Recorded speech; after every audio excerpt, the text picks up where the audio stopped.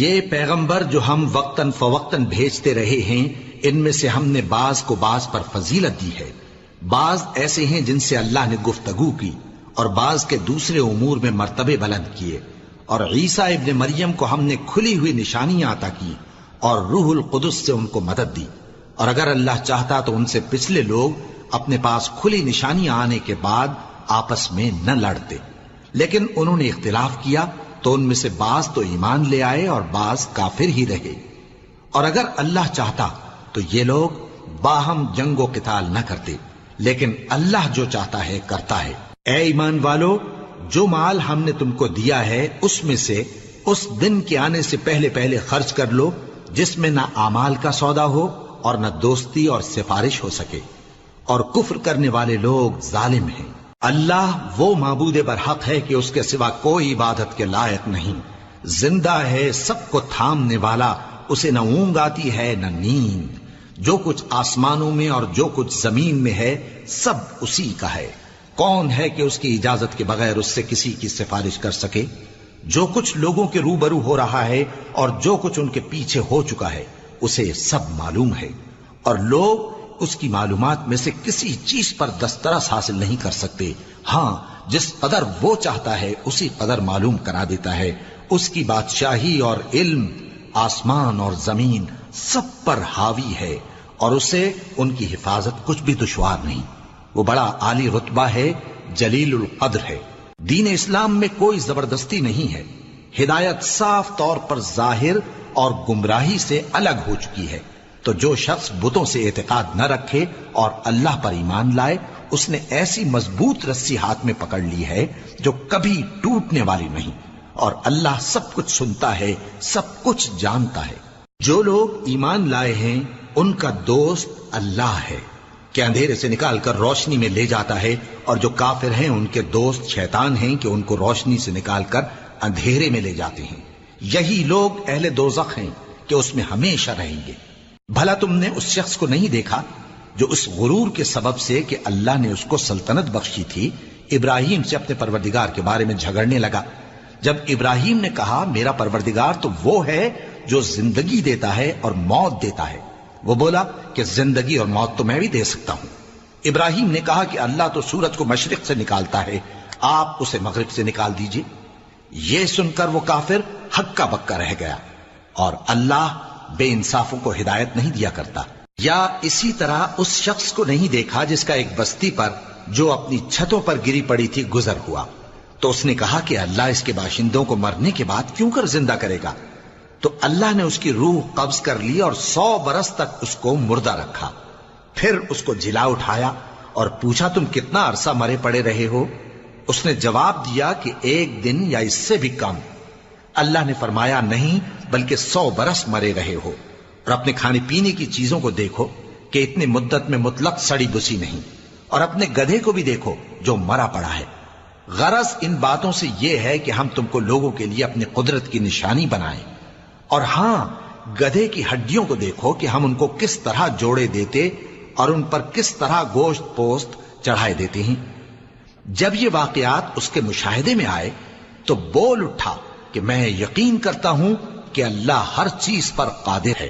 اور جب ابراہیم نے اللہ سے عرض کیا کہ اے پروردگار مجھے دکھا کہ تو مردوں کو کیوں کر زندہ کرے گا، اللہ نے فرمایا کیا تم نے اس بات کا یقین نہیں کیا؟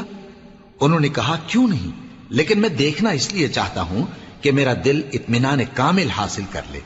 فرمایا کہ 4 پرندے لے لو، پھر ان کو اپنے سے ہلا لو اور ان کے ٹکڑے ٹکڑے کر دو، پھر ان کا ایک ایک ٹکڑا ہر ایک پہاڑ پر رکھ دو، پھر ان کو بلاؤ تو وہ تمہارے پاس دوڑتے چلے آئیں گے، اور جان رکھو کہ اللہ غالب ہے، صاحب حکمت ہے۔ جو لوگ اپنا مال اللہ کی راہ میں خرچ کرتے ہیں ان کے مال کی مثال اس دانے کی سی ہے جس سے 7 بالیں اگیں اور ہر ایک بال میں 100 دانے ہوں، اور اللہ جس کے اجر کو چاہتا ہے اور زیادہ کرتا ہے، اور اللہ کشائش والا ہے، سب کچھ جاننے والا ہے۔ جو لوگ اپنا مال اللہ کے راستے میں صرف کرتے ہیں پھر اس کے بعد نہ اس خرچ کا کسی پر احسان رکھتے ہیں اور نہ کسی کو تکلیف دیتے ہیں، ان کا صلہ ان کے پروردگار کے پاس تیار ہے، اور قیامت کے روز نہ ان کو کچھ خوف ہوگا اور نہ وہ غمگین ہوں گے۔ جس خیرات کے دینے کے بعد لینے والے کو ایذا دی جائے اس سے تو نرم بات کہہ دینی اور درگزر کرنا بہتر ہے، اور اللہ بے نیاز ہے، بردبار ہے۔ مومنوں، اپنے صدقات و خیرات احسان رکھنے اور ایذا دینے سے اس شخص کی طرح برباد نہ کر دینا جو لوگوں کو دکھاوے کے لیے مال خرچ کرتا ہے اور اللہ اور روز آخر پر ایمان نہیں رکھتا، تو اس کے مال کی مثال اس چٹان کی سی ہے جس پر تھوڑی سی مٹی پڑی ہو اور اس پر زور کا مے برس کر اسے صاف کر ڈالے۔ اسی طرح یہ ریاکار لوگ اپنے اعمال کا کچھ بھی صلہ حاصل نہیں کر سکیں گے، اور اللہ ایسے ناشکروں کو ہدایت نہیں دیا کرتا۔ اور جو لوگ اللہ کی خوشنودی حاصل کرنے کے لیے اور خلوص نیت سے اپنا مال خرچ کرتے ہیں، ان کی مثال ایک باغ کی سی ہے جو اونچی جگہ پر واقع ہو، جب اس پر زور کا مے پڑے تو دگنا پھل لائے، پھر اگر مے نہ بھی پڑے تو خیر پھوار ہی صحیح، اور اللہ تمہارے کاموں کو دیکھ رہا ہے۔ بھلا تم میں کوئی یہ چاہتا ہے کہ اس کا کھجوروں اور انگوروں کا باغ ہو جس میں نہریں بہ رہی ہوں اور اس میں اس کے لیے ہر قسم کے میوے موجود ہوں، اور اسے بڑھاپا آ پکڑے اور اس کے ننھے ننھے بچے بھی ہوں، تو ناگہاں اس باغ پر آگ کا بھرا ہوا بگولا چلے، پس وہ جل جائے۔ اس طرح اللہ تم سے اپنی آیتیں کھول کھول کر بیان فرماتا ہے تاکہ تم سوچو اور سمجھو۔ مومنو، جو پاکیزہ اور عمدہ مال تم کماتے ہو اور جو چیزیں ہم تمہارے لیے زمین سے نکالتے ہیں ان میں سے اللہ کی راہ میں بھی خرچ کرو، اور بری اور ناپاک چیزیں دینے کا قصد نہ کرنا کہ اگر وہ چیزیں تمہیں دی جائیں تو بجز اس کے کہ لیتے وقت آنکھیں بند کر لو، ان کو کبھی نہ لو، اور جان رکھو کہ اللہ بے نیاز ہے، خوبیوں والا ہے۔